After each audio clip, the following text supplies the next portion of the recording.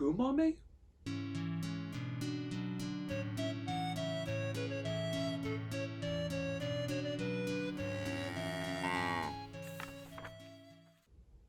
Hi everyone, I'm Jacob. I'm the CowHatLibrarian, and this was an interesting one. It is Umami by Jacob Grant, and I found a review for this on School Library Journal and thought I'd give it a try. It sounded interesting. As the story starts, there's a penguin named Umami who lives in a penguin village where all they eat are fish. Cold fish. Breakfast, cold fish. Lunch, cold fish. Dessert, cold fish. And Umami has had enough of this nonsense. And Umami seriously looks ticked off at having a birthday fish for a birthday.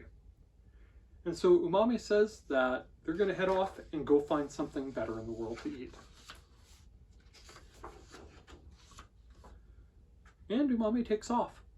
And she takes a boat and ends up in a faraway land at a marketplace where she can smell all sorts of wonderful foods.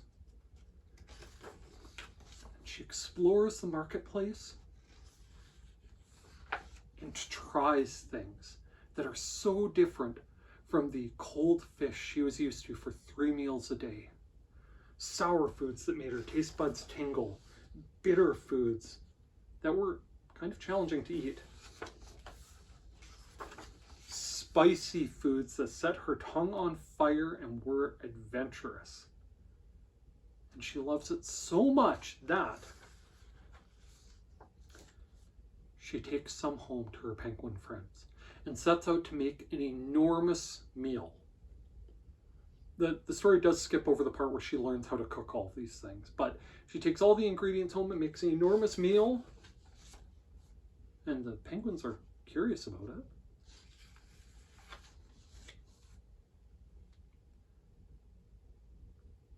And I love this illustration with all of them wide-eyed and just waiting for the reaction. And the food's a little much for them. But they keep eating. And they say it's delicious and incredible. And, well, that their tongues feel funny. But that it was well worth the effort. And Umami is thrilled and wants to keep cooking for them. So this was a lot of fun. I'm a big fan of Naomi Novik's books, and I first got hooked on her Temeraire series about the Napoleonic War being fought with dragons as part of it. And the main dragon in the book, Temeraire, normally lives on just raw meat that's freshly killed like the other dragons in Britain, but when he goes to China, he learns that they cook their food, and they cook it different ways, and they have spices with it and grains with it, and there are all sorts of wonderful ways to enjoy food. And Umami reminded me very, very strongly of that. Just getting tired of the same old and wanting more adventure and wanting to share it with others. Now, this book did end a little differently than the Temeraire series. In Temeraire, the British dragons are okay with the idea of cooking, but now and then they want freshly killed meat. Here, the penguins are all for it. The prose of the book is just fine. It's very, very matter of fact. The work was good. Umami ate salty foods full of flavor. Each bite made her mouth water and made her thirsty for water all at once. It's very matter of fact, but it has a nice sort of almost a travelogue rhythm to me. The narrator is reporting on Umami's travels, reporting on what she's doing. And while it's factual, it adds a lot to the experience and talks about what Umami's feeling about this, how she's reacting to this. It's about her inner journey exploring these foods, not just the physical sense of it. I really like the illustration style, and I found it really, really hard to describe because at first glance it looks like a roughly crayon-drawn book. But if you take a closer look at some of the illustrations, there are some pretty fine lines in here that, I mean, you can sharpen crayons and maybe you'd get a fine line with that, but I suspect was done with other things, pencil crayons or other things. And the shading and detailing on the characters and the buildings and stuff almost makes it look like a watercolory effect. It's like the artist of this book combined crayons and watercolor. I don't know if they were using like watercolor pencil crayons or just incredible at shading, but things like and this is probably a small detail here, the frog here, dark green on the inside, shadowed underneath his rear end, lighter yellows and oranges peeking around the edges where the sun would be shining on him. It's a small detail, but it's really, really, really well done. Or the shading on just the backs of these cats and how the light's hitting them and adding definition to them. I really, really like the art style. I thought it was fantastic.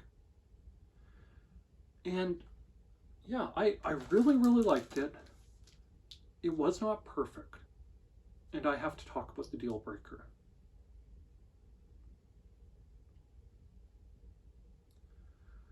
So in fact, there are 2 deal breakers for this book. The first one is that while kids are taught very early on the ideas of salty, sweet, bitter, sour, umami is one that still seems like it hasn't gotten a lot of traction for kids. My kids are 9 and 7, and they know all about salty, sweet, bitter, and sour from school, but umami or savory things aren't discussed as part of that conversation about taste buds yet.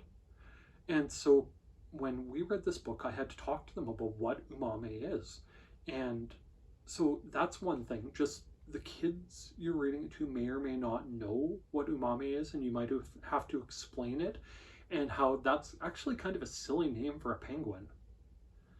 The other thing is that, while I understand what the book is trying to get at,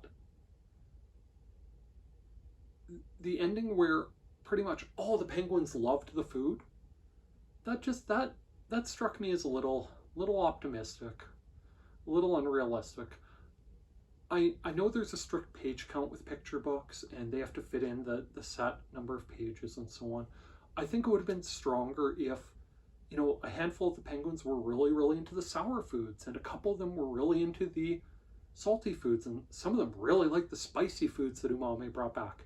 And maybe there are 2 of them that thank Umami, but they actually prefer their cold fish. But that's just fine, because Umami is just fine with the idea that people can eat what they like as long as they allow her to do the same. And I think that might have been a slightly stronger ending, a little more realistic. And maybe a little more fun too, as you got to see these different penguins chowing down on different foods that they preferred and their reactions to it. You know, the ones eating the spicy foods and smiling through the tears and flames in their mouths because they're enjoying it so much. Or the sour-loving ones puckering their mouth or puckering their beaks up while talking about how much they like the food. That might have made it a little bit stronger, in my opinion. Still, this was really good. I'm looking forward to seeing what Jacob Grant comes up with next. Go borrow it from your public library. While I'm on that topic, if you use and appreciate the services offered by your public library, why not take just 1 minute and tell the powers that be exactly that? Tell your mayor, tell a council member, tell your MP or MLA that you use and appreciate the services offered by your public library. We're at a time where some public libraries are having trouble finding sustainable funding to continue improving the materials, programs, and services they offer. And a few good words in the right ears might make a world of difference. If by some chance you're a library staff member, don't forget, watching my videos counts as professional development time. With that, thanks for listening to me talk about how savory this book is. By all means, please like, please subscribe, and please check back to see what else I have to talk about from the Cow Hat Library. Thank you. Bye now.